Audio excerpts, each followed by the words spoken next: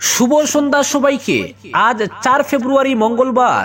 আজকের সন্ধ্যার বিশেষ বিশেষ খবর হলো, কাল বরাক সফরে শিক্ষামন্ত্রী, গুচ্ছসূচি হাইলাকান্দিতেও, ফুটপাত দখলমুক্ত করতে শহরে অভিযান পৌরসভার, লজিস্টিক পার্ক, জেলা গ্রন্থাগার ইস্যুতে সংসদে সরব সাংসদ সুস্মিতা, ব্রহ্মপুত্রের উপর চীনের মেগাবাদ নিয়ে সংসদে সরব বৈশ্য, বিপন্ন হতে পারে আসাম।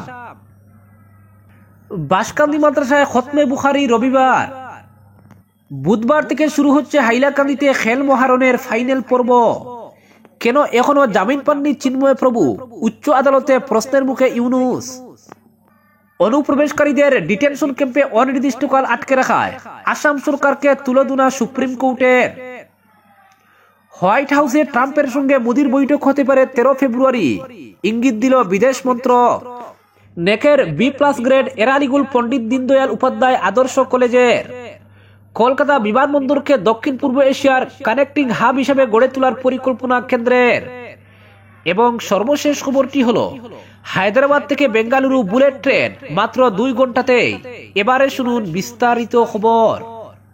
আসামের শিক্ষামন্ত্রী ডক্টর রনথ পেগু আগামীকাল বরাক উপত্যকা সফরে আসছেন। তার এই সফরের অন্যতম গুরুত্বপূর্ণ অংশ হবে হাইলাকান্দি জেলা সফর, যেখানে তিনি একাধিক কর্মসূচিতে অংশগ্রহণ করবেন। সূত্র অনুযায়ী শিক্ষামন্ত্রী আগামীকাল সকাল 5টায় ডিমা হাসাও থেকে সড়ক পথে রওনা দেবেন এবং সকাল 9টায় শিলচর সার্কিট হাউসে পৌঁছাবেন। সেখান থেকে তিনি শ্রীভূমি জেলার উদ্দেশ্যে রওনা হবেন এবং নির্ধারিত কিছু অনুষ্ঠানে যোগ দেবেন। এরপর তিনি যাত্রা করবেন হাইলাকান্দি। বিকেল 1টায় হাইলাকান্দিতে পৌঁছে শিক্ষামন্ত্রী বিভিন্ন শিক্ষামূলক এবং প্রশাসনিক কর্মসূচিতে অংশগ্রহণ করবেন। হাইলাকান্দি জেলায় শিক্ষা খাতের উন্নয়ন, স্কুল কলেজের পরিকাঠামো এবং শিক্ষানীতির বাস্তবায়ন নিয়ে আলোচনা হতে পারে বলে জানা গেছে। বিশেষত সরকারি স্কুলগুলির মানোন্নয়ন এবং শিক্ষাক্ষেত্রে প্রযুক্তির ব্যবহার সংক্রান্ত বিষয়েও তিনি গুরুত্ব দেবেন বলে অনুমান করা হচ্ছে। হাইলাকান্দিতে তার কর্মসূচির পর বিকাল 3টায় তিনি জেলা উপায়ুক্ত কার্যালয়ে একটি গুরুত্বপূর্ণ বৈঠকে যোগ দেবেন। সেখান থেকে তিনি আবার শিলচরের উদ্দেশ্যে রওনা হবেন এবং সার্কিট হাউসে বিশ্রামের পর পরের দিনের কর্মসূচির জন্য প্রস্তুতি নেবেন। শিক্ষামন্ত্রীর এই সফরকে ঘিরে হাইলাকান্দিতে প্রশাসনিক তৎপরতা বৃদ্ধি পেয়েছে, নিরাপত্তা ব্যবস্থা জোরদার করা হয়েছে এবং বিভিন্ন বিদ্যালয় ও শিক্ষা প্রতিষ্ঠানের শিক্ষক শিক্ষিকার্থীদের মধ্যে তার সফর ঘিরে উৎসাহ দেখা যাচ্ছে। স্থানীয় প্রশাসনও তার সফরকে সফল করতে প্রস্তুতি গ্রহণ করছে। পরবর্তী খবরটি হলো, ফুটপাত দখলমুক্ত করতে শহরে অভিযান পৌরসভার। পথচারী জনসাধারণের চলাচলের সুবিধা নিশ্চিত করতে এবং একই সঙ্গে নিরাপত্তা বজায় রাখতে বড়সড় পদক্ষেপ করল শিলচর পৌরসভা। পৌরসভার উদ্যোগে শহরের গুরুত্বপূর্ণ এলাকাগুলিতে ফুটপাত দখলমুক্ত করতে চালানো হলো অভিযান। মঙ্গলবার অভিযান চালানো হয় সেন্ট্রাল রোড, নাজিরপট্টি, হাসপাতাল রোড, রাঙ্গিরখাড়ি সহ সুনাই রোডের বেশ কিছু জনবহুল এলাকায়। যেসব জায়গায় ফুটপাত জুড়ে পসরা সাজিয়ে এতদিন ধরে বসছিলেন ব্যবসায়ীরা, দোকান থাকা সত্ত্বেও মালপত্র সব দোকান থেকে বের করে ফুটপাতের উপর এরা সাজিয়ে রাখেন, এমন সব জায়গায় দখলমুক্ত করা হয়েছে। ফুটপাতের উপর দোকানপাট সম্প্রসারণের ফলে সাধারণ মানুষের চলাফেরা করা বেশ কঠিন হয়ে পড়েছে। বিশেষত শিশু ও প্রবীণ নাগরিকদের জন্য গুরুতর সমস্যার কারণ হয়ে দাঁড়িয়েছে। এর ফলে বাধ্য হয়ে ব্যস্ত রাস্তাতেই নামতে হচ্ছে মানুষকে। ক্রমশ বাড়ছে দুর্ঘটনার ঝুঁকি। সমস্যাটা প্রথমে গুরুত্ব সহকারে খতিয়ে দেখেছেন পুর কর্তৃপক্ষ। এরপর শহর জুড়ে চালানো হয়েছে সচেতনতামূলক প্রচার, অর্থাৎ লাউড স্পিকার নিয়ে শহরের বাজার এলাকা সহ ব্যস্ত রাস্তাগুলিতে ঘোষণা দেওয়া হয়েছে ফুটপাত থেকে জিনিসপত্র সরিয়ে নিতে, অন্যথায় পৌরসভা থেকে কড়া পদক্ষেপ করা হবে। পৌরসভা থেকে স্পষ্টভাবে জানানো হয়েছে, রাস্তার পাশের ব্যবসায়ী তথা দোকানদারদের সরকারি নিয়ম মেনে চলতে হবে। নিয়ম না মানলে নেওয়া হবে কড়া ব্যবস্থা, আরোপ করা হবে জরিমানা, সরিয়ে দেওয়া হবে ফুটপাত দখল করে গড়ে তোলা বেআইনি নির্মাণ। কিন্তু ঘোষণার পরও নিয়ম না মানায় অভিযান চালাতে বাধ্য হয়েছে পৌরসভা। অপরদিকে লজিস্টিক পার্ক, জেলা গ্রন্থাগার ইস্যুতে সংসদে সরব সুস্মিতা। যৌথ অধিবেশনে রাষ্ট্রপতির ভাষণে ধন্যবাদ সূচক প্রস্তাবে অংশ নিয়ে বরাক উপত্যকার বিভিন্ন সমস্যার কথা সংসদে তুলে ধরলেন তৃণমূলের রাজ্যসভা সাংসদ সুস্মিতা দেব। তুলে ধরলেন আসাম রাজ্য সহ পশ্চিমবঙ্গের কথাও। এদিন এনআরসি ইস্যুতে সুস্মিতার লিখিত বক্তব্য ছিল, দীর্ঘ সময় নিয়ে আসামের ন্যাশনাল রেজিস্টার অফ সিটিজেনশিপ অর্থাৎ এনআরসি নবীকরণের প্রক্রিয়া সম্পন্ন করা হলেও এখনো তার নোটিফিকেশন জারি করেনি ডিরেক্টর জেনারেল অফ ইন্ডিয়া। রাষ্ট্রপতির ভাষণের ধন্যবাদ সূচক বক্তব্যে এই গুরুত্বপূর্ণ কথাটি উঠে আসা উচিত ছিল বলেই মনে করেন সুস্মিতা। এছাড়াও এদিন যেসব সমস্যার কথা সুস্মিতা লিখিতভাবে স্মরণ করিয়ে দিয়েছেন সেগুলি হলো, আসাম মিজোরাম সীমানা নির্ধারণের বিষয়টি দীর্ঘদিন ধরেই ঝুলে আছে, যার শীঘ্রই সমাধান জরুরি। 2020 সালে বরাকের তীরে মাল্টিমডেল লজিস্টিক পার্কের ঘোষণা হয়েছিল। বলা হয়েছিল এতে এই উপত্যকার অর্থনৈতিক উন্নতি ঘটবে, তৈরি হবে কর্মসংস্থান। ফলে এই পার্কের কাজ দ্রুত শেষ করা আবশ্যক। এছাড়াও সুস্মিতা উল্লেখ করেছেন, শিলচরের জেলা গ্রন্থাগারকে ইচ্ছাকৃতভাবে পঙ্গু করে রেখে দেওয়া হয়েছে।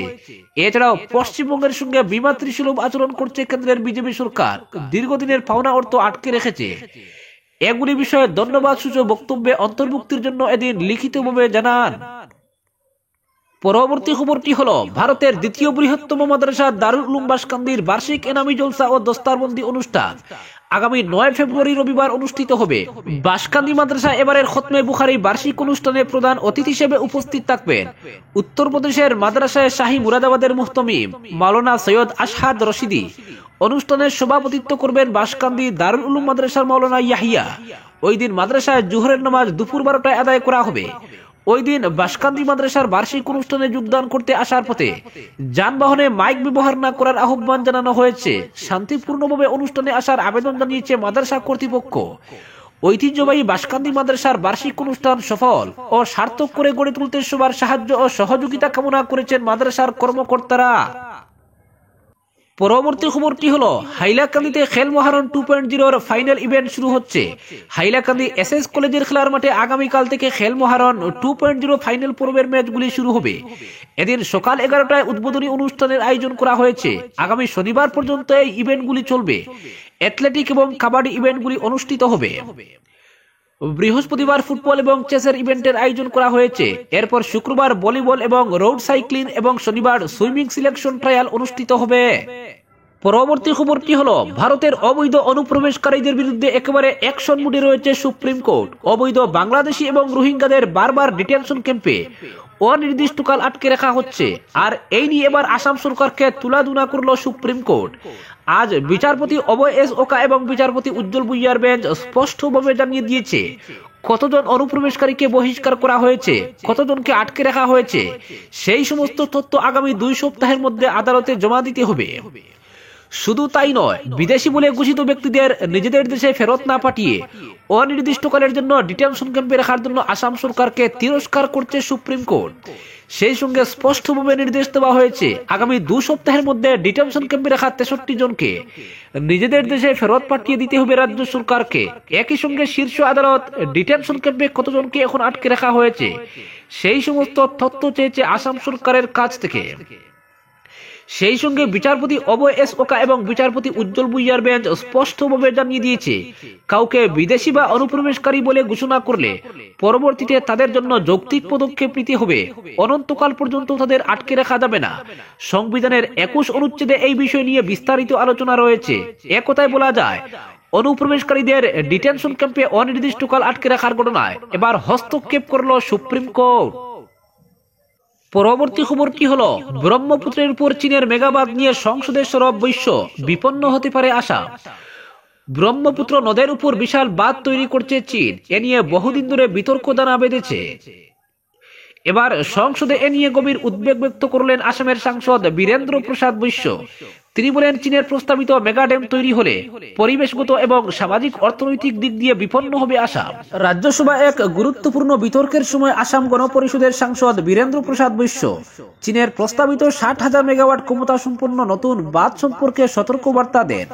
তিনি বলেন, ইয়ারলুং সাংপো নদীর উপর নির্মীয়মান এই প্রকল্প আসাম সহ ভারতের উত্তর পূর্বাঞ্চলের জন্য একটি বড় হুমকি সৃষ্টি করতে পারে। বৈশ্য বিশেষভাবে উল্লেখ করেন, এই বৃহৎ জলবিদ্যুৎ প্রকল্পের নির্মাণ নদীর প্রবাহ ব্যাহত করবে এবং এ অঞ্চলের জীববৈচিত্র্য, জীবনযাত্রা ও সাংস্কৃতিক ঐতিহ্যে মারাত্মক প্রভাব ফেলবে।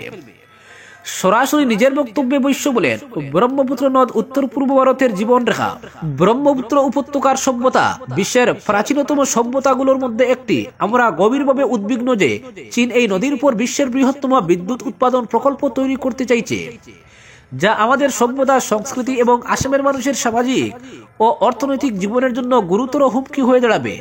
উল্লেখ্য, প্রস্তাবিত প্রকল্পটি চীনের চতুর্দশ পঞ্চবার্ষিকী পরিকল্পনার অংশ, যা তিব্বতের কাছে ভারতীয় সীমান্তের কাছাকাছি নির্মাণ করা হবে।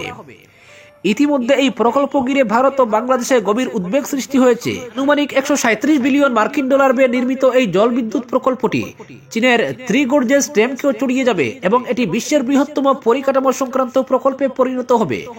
ব্রহ্মপুত্র নদ চীনে উৎপন্ন হয়ে আসামের মধ্য দিয়ে প্রবাহিত হয়। ভারত ও বাংলাদেশ উভয় ব্রহ্মপুত্রের উপর ব্যাপকভাবে নির্ভরশীল এবং এর প্রবাহে কোনো ধরনের পরিবর্তন এ অঞ্চলের জন্য, বিশেষ করে বন্যাপ্রবণ উত্তর পূর্ব ভারতে ভয়াবহ প্রভাব ফেলতে পারে। এই প্রকল্প আসামের জল সরবরাহ, কৃষি, অর্থনীতি ও পরিবেশের উপর গভীর প্রভাব ফেলতে পারে, যার জন্য বিষয়টি নিয়ে গুরুত্ব সহকারে বিবেচনা করার জন্য কেন্দ্রীয় সরকারের কাছে আহ্বান জানান বৈশ্য।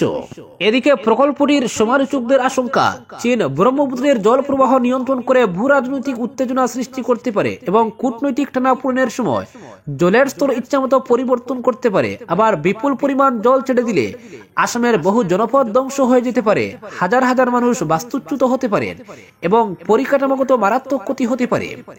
যদিও ভারত অরুণাচল প্রদেশে ব্রহ্মপুত্রের উপর নিজস্ব বাঁধ নির্মাণ করছে, তবে চীনের প্রকল্পের বিশাল আকার, শক্তির ভারসাম্য এবং এ অঞ্চলের ঝুঁকি সম্পর্কে প্রশ্নচিহ্ন এঁকে দিয়েছে। পরবর্তী খবরটি হলো, কেন চিন্ময় কৃষ্ণ প্রভুকে জামিন দেওয়া হবে না? ইউনূস সরকারের কাছে হলফনামা তলব করল ঢাকার উচ্চ আদালত। আজ ঢাকা হাইকোর্টে প্রশ্নের মুখে পড়েন সরকার পক্ষের আইনজীবীরা। আগামী 2 সপ্তাহের মধ্যে সরকারকে জবাবদিহি করতে হবে বলে জানিয়ে দিলেন ঢাকা হাইকোর্টের ডিভিশন বেঞ্চ। গত 25 নভেম্বর থেকে গারদের পিছনে টাই হয়েছে চিন্ময় কৃষ্ণের। শরীরও ভেঙেছে আগের থেকে অনেকটা, কিন্তু তাতেও জামিন পাননি তিনি, বরং দিন প্রতিদিন আরো বেড়ে গিয়েছে মামলার জটিলতা। সম্প্রতি চট্টগ্রামে মহানগর দায়রা আদালতে ধাক্কা খেয়ে উচ্চ আদালতে চিন্ময় কৃষ্ণের জামিন চেয়ে দ্বারস্থ হন আইনজীবীরা।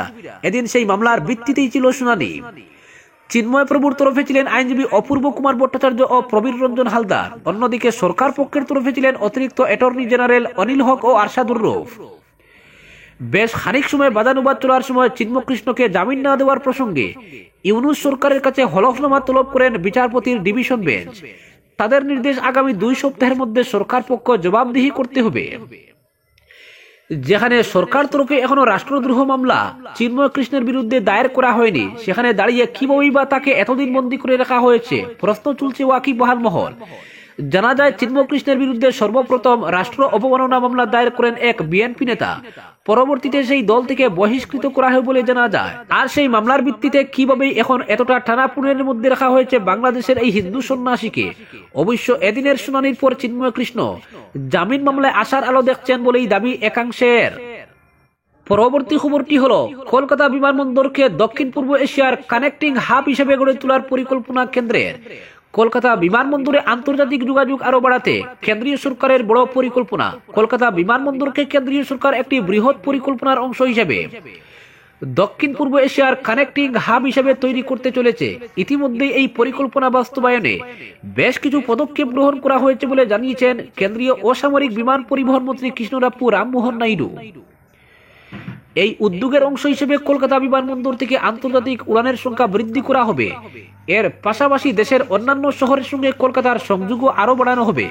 তবে সবচেয়ে বড় পরিকল্পনা হলো দক্ষিণ পূর্ব এশিয়ার দেশগুলির সঙ্গে কলকাতার উড়ান যোগাযোগকে আরো মসৃণ করা। এই পদক্ষেপের মাধ্যমে কলকাতাকে একটি আন্তর্জাতিক বিমানবন্দরের হাব হিসেবে প্রতিষ্ঠিত করার পরিকল্পনা চলছে, যা ভারতীয় উপমহাদেশে গুরুত্বপূর্ণ বাণিজ্যিক এবং পর্যটন কেন্দ্র হিসেবে কাজ করবে। বর্তমানে কলকাতা বিমানবন্দর দেশের গুরুত্বপূর্ণ বিমানবন্দরগুলির মধ্যে অন্যতম হলেও অন্য আন্তর্জাতিক বিমানবন্দরগুলির তুলনায় এখানে আন্তর্জাতিক উড়ানের সংখ্যা তুলনামূলকভাবে কম। এই বিষয়টি নিয়ে বিজেপি রাজ্যসভার সাংসদ শ্রমিক ভট্টাচার্য রাজ্যসভায় একটি প্রশ্ন উত্থাপন করেছিলেন, যাতে কলকাতার আন্তর্জাতিক বিমান চলাচল নিয়ে উদ্বেগ প্রকাশ করা হয়েছিল। মন্ত্রী কিঞ্জরাপ্পু সেই প্রশ্নের উত্তরে জানিয়েছেন যে এই পরিকল্পনাটি শুধু কলকাতা শহরের জন্য নয়, দেশের আন্তর্জাতিক উড়ান যোগাযোগে এক নতুন দিগন্তের সূচনা করবে। কলকাতা আন্তর্জাতিক বিমান চলাচলের জন্য আরো শক্তিশালী এবং যোগাযোগ ব্যবস্থার ক্ষেত্রে একটি গুরুত্বপূর্ণ কেন্দ্র হিসেবে গড়ে তোলার জন্য পরিকল্পনা করা হচ্ছে। কেন্দ্রীয় মন্ত্রীর এই ঘোষণা কলকাতার বিমান পরিবহন খাতে নতুন আশা এবং সম্ভাবনা তৈরি করেছে। কলকাতা বিমানবন্দরকে দক্ষিণ পূর্ব এশিয়ার কানেক্টিং হাব হিসেবে গড়ে তোলার ফলে আন্তর্জাতিক পর্যটন এবং ব্যবসা বাণিজ্যের ক্ষেত্রে কলকাতা আরো গুরুত্বপূর্ণ হয়ে উঠবে। পরবর্তী খবরটি হলো, হায়দ্রাবাদ থেকে বেঙ্গালুরু বুলেট ট্রেন মাত্র 2 ঘন্টাতেই। হায়দ্রাবাদবাসীর জন্য বুলেট ট্রেনে চড়ার দিনটি আর দূরে নয়। দেশের প্রধান শহরগুলোকে বুলেট ট্রেনের মাধ্যমে সংযুক্ত করার বিশাল প্রকল্পে আরো একটি গুরুত্বপূর্ণ পদক্ষেপ নেওয়া হয়েছে। রেলওয়ে সিদ্ধান্ত নিয়েছে হায়দ্রাবাদ মুম্বাই রুটে 709 কিলোমিটার দীর্ঘ হাই স্পিড করিডোর তৈরি করতে। এই করিডোরটি বেঙ্গালুরু পর্যন্ত সম্প্রসারিত করার পরিকল্পনা রয়েছে। তাছাড়া মাইসুরু চেন্নাই রুটে তৈরি হতে চলা হাই স্পিড ট্রেন করিডোরটি হায়দ্রাবাদ পর্যন্ত সম্প্রসারিত করার পরিকল্পনা চলছে। যদি তা হয় তবে হায়দ্রাবাদ থেকে মুম্বাই, চেন্নাই এবং বেঙ্গালুরু পর্যন্ত ভ্রমণের সময় কয়েক ঘন্টার মধ্যে সীমাবদ্ধ হয়ে যাবে। এখন মুম্বাই আহমেদাবাদ রুটে জাপানি প্রযুক্তি এবং আর্থিক সহায়তায় একটি হাই স্পিড করিডোর নির্মাণ করা হচ্ছে। এই রুটে জাপানি তৈরি বুলেট ট্রেন চলবে। পরবর্তী ধাপে আরো হাই স্পিড করিডোর নির্মাণ করা হবে, যার মধ্যে হায়দ্রাবাদ মুম্বাই, হায়দ্রাবাদ বেঙ্গালুরু এবং হায়দ্রাবাদ চেন্নাই রুটও থাকবে। এই রুটগুলির মধ্যে হায়দ্রাবাদ চেন্নাই এবং হায়দ্রাবাদ বেঙ্গালুরু করিডোরগুলো উঁচু এবং ভূগর্ভস্থ পথে তৈরি হবে। হায়দ্রাবাদ এবং বেঙ্গালুরুর মধ্যে দূরত্ব 418 কিলোমিটার। বর্তমানে সাধারণ সুপারফাস্ট এক্সপ্রেস হায়দ্রাবাদ থেকে বেঙ্গালুরু যাওয়ার জন্য 11 ঘন্টা এবং ভান্ডে 12 ট্রেনে 8.5 ঘন্টা সময় লাগে। তবু বুলেট ট্রেন চালু হলে এই যাত্রা মাত্র 2 ঘন্টায় সম্পন্ন হবে। তেমনি হায়দ্রাবাদ চেন্নাই এর মধ্যে দূরত্ব 757 কিলোমিটার এবং সাধারণ এক্সপ্রেস ট্রেনে 15 ঘন্টা সময় লাগে। বুলেট ট্রেন চালু হলে এই সময় 2.5 ঘন্টায় কমে যাবে। তবে রেলওয়ে কর্মকর্তারা অনুমান করছেন এই প্রকল্পগুলি সম্পন্ন হতে 10 থেকে 13 বছর সময় লাগবে। আজকের বিশেষ সংবাদ এখানেই সমাপ্ত।